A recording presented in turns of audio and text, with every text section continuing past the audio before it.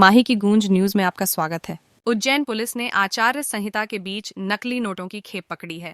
करीब 2 लाख रुपए बाजार में चलने से पहले ही आरोपियों को पुलिस ने नकली नोटों के साथ धर दबोचा।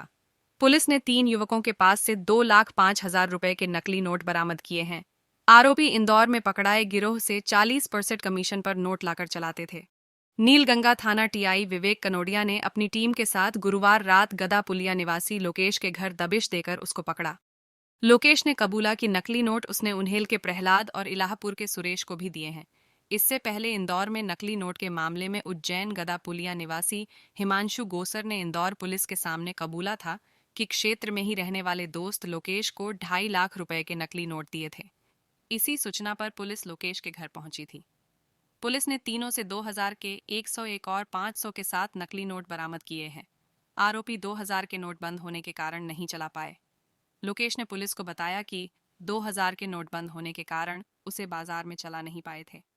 नकली नोट चलाने के एवज में 20 से 50% तक कमीशन मिलता था। करीब 25,000 के 500 के नोट उज्जैन में चला चुके हैं, लेकिन 2000 के नहीं चला पाए के नोट नहीं चला पाए। माही की गूंज के लिए उज्जैन से विजय सोलंकी की रिपोर्ट। पुलिस अधीक्षक महोदय द्वारा आगामी चुनाव को दृष्टिगत रखते हुए क्योंकि रिश्वत के रूप में नोटों का वितरण किया जाता है, साथ ही नकली नोटों का प्रचलन भी इसके दौरान बढ़ जाता है, इसको दृष्टिगत रखते हुए निर्देश दिए गए थे। इसी दौरान हमें सूचना प्राप्त हुई कि बाणगंगा पुलिस अन्नपूर्णा पुलिस के द्वारा एक आरोपी को उज्जैन से उठाया गया है। तो हमने उस सूचना को और डेवलप करते हुए उसके एक साथी लोकेश वर्मा को गिरफ्तार किया और लोकेश वर्मा पूछताछ करके उसके 2 अन्य साथियों को अपने क्षेत्रों से मतलब नज़दीकी क्षेत्रों से उज्जैन जिले के उनको गिरफ्तार किया। उन लोगों से कुल 2,05,500 रुपये के नकली नोट, जो कि 2000 और 500 के नोटों के रूप में है, नकली नोटों के रूप में है, उन्हें जब्त किया है। ये कब से नकली नोट का धंधा कर रहे थे और कितने % कमीशन पे लाते थे?